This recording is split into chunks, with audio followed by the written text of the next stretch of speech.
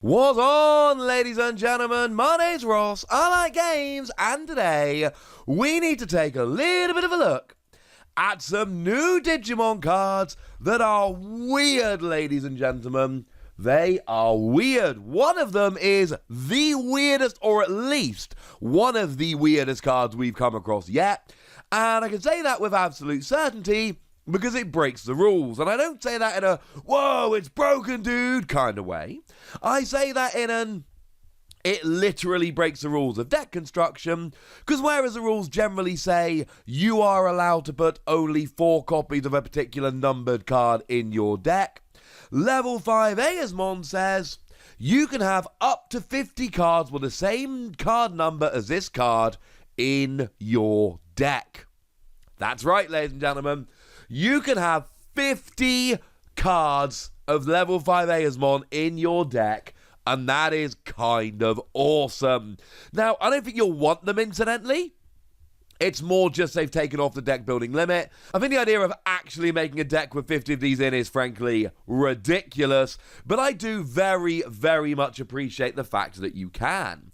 Now, of course, if you play the Pokemon trading card game, you may well remember that when Arceus made its debut in the Arceus set, there were multiple different versions of it, but there was a cool little ruling whereby you could actually play as many of them as you like. It's one of the very, very rare exceptions we see in these kind of TCGs where you can actually break the rules of deck construction, which I find very interesting indeed.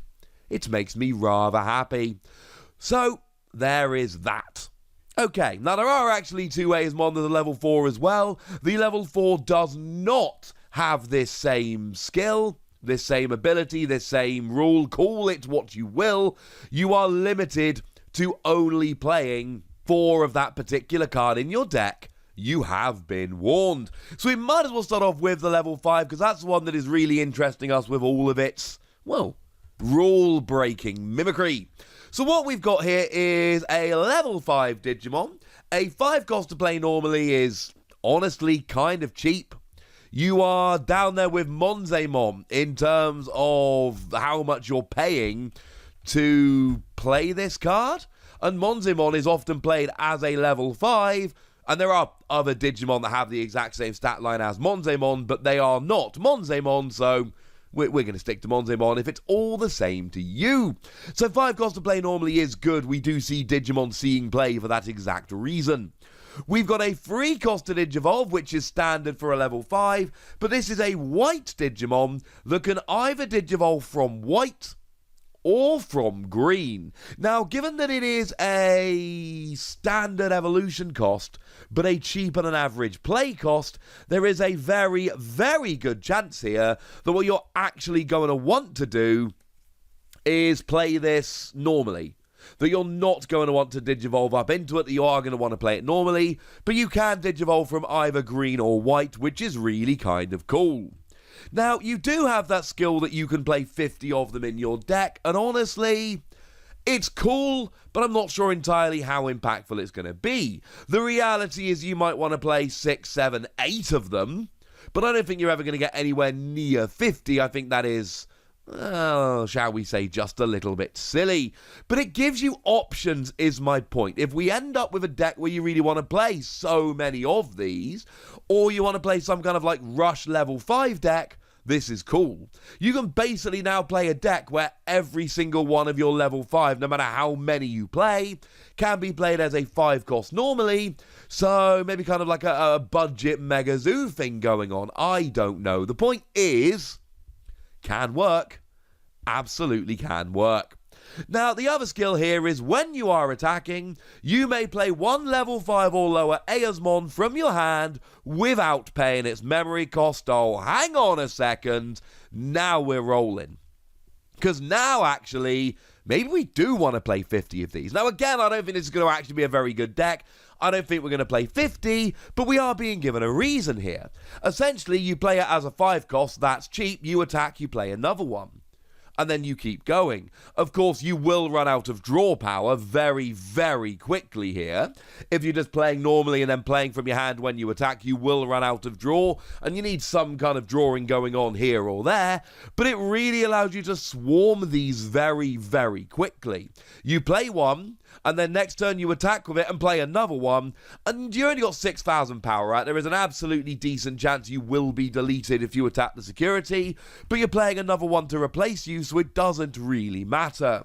Though, like I've said, if you want to go for the meme deck and just play 50 of them, you will run out of draw power very quickly, because you won't be playing any draw cards, you won't ever be evolving to draw cards. That will cause you problems sooner rather than later. We've also got a really nice inheritable skill here that says, on your turn, this Digimon gains 1,000 power. And we've seen this on a million Digimon in the past. This is not a particularly new or unique skill. We've seen this a bunch. We could go back to the very first red starter deck, and we could look at level 3 Agamon, and that has got the same inheritable skill. It's not a powerhouse skill by any stretch of the imagination. It's not stunning, it's not brilliant, it's not amazing, it's not game-breaking, but it's a handy little bonus. Having an extra 1,000 power breaks the tie. I mean, the average level 6 has 11,000 power, so if you come in with 11,000 power and add one, boom, off you go. You've broken the tie, and now you will delete the average level 6 while surviving. The real key for the Eosmon here is very simple. You can play as many of them as you like, and when you attack, you get to play one for free. In both ways, that's breaking the standard rules of the game, and I'm kind of into it.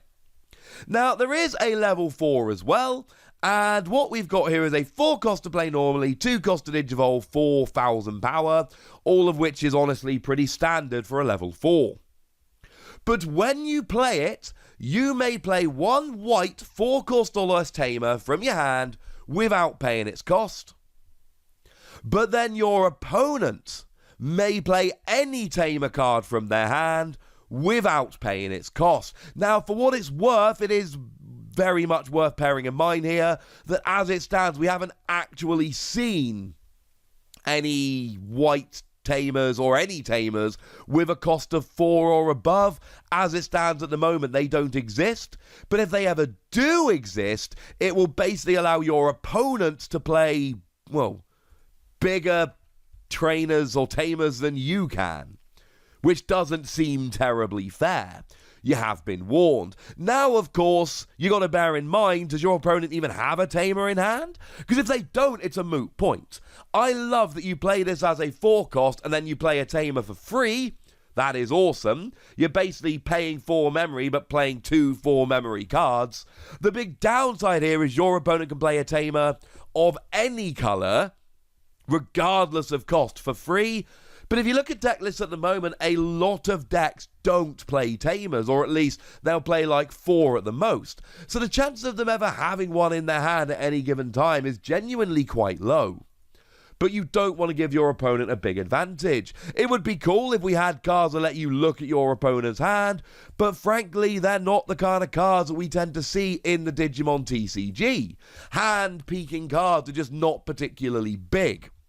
So the chances are you're not going to be able to look at your opponent's hand. It's going to be a bit of a risk, but the fact of the matter is you just go for it, right? A lot of the time you know what deck they're playing. You can guess how many tamers they're playing. You can see how many have been played or not. You can calculate the rough odds that they will hit a tamer in their hand. But a lot of the time it doesn't really matter because you're playing it to get the advantage for you. If there is a particular tamer that you are terrified your opponent might have that will ruin the game for you, don't play this card.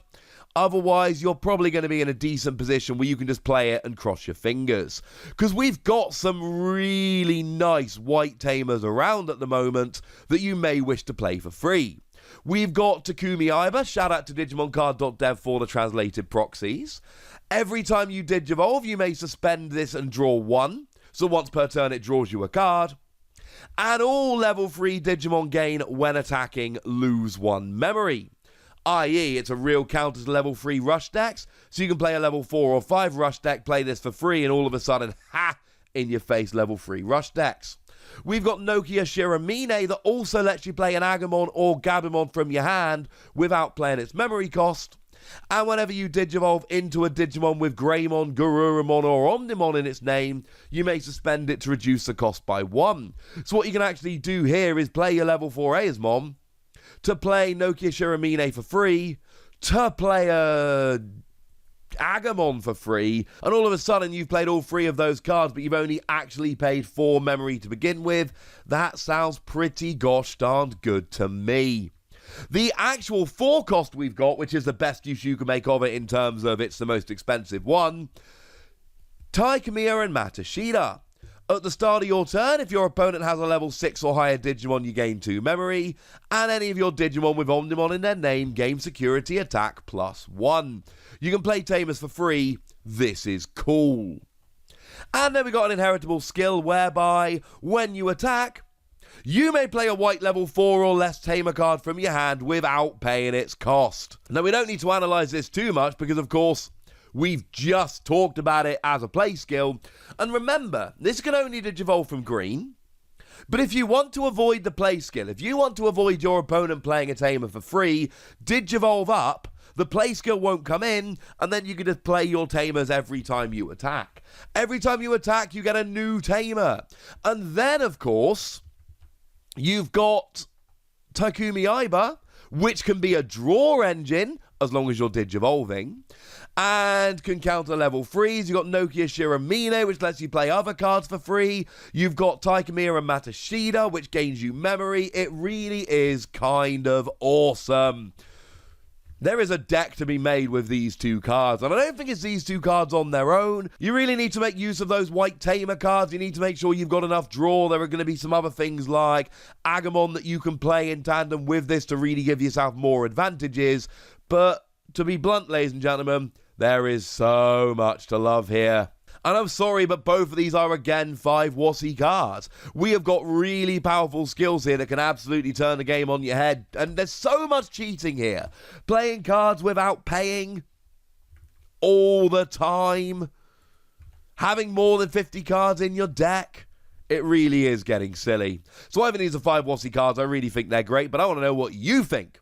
So let me know in the comment section, would ya? Go nuts! Be nice!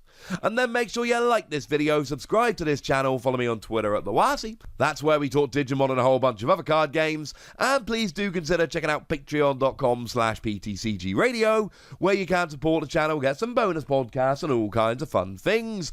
But by far the most important thing, as always, look after yourselves till next time, would ya? Thank you very much for watching. My name's Ross, and you've been watching WOSI Plays.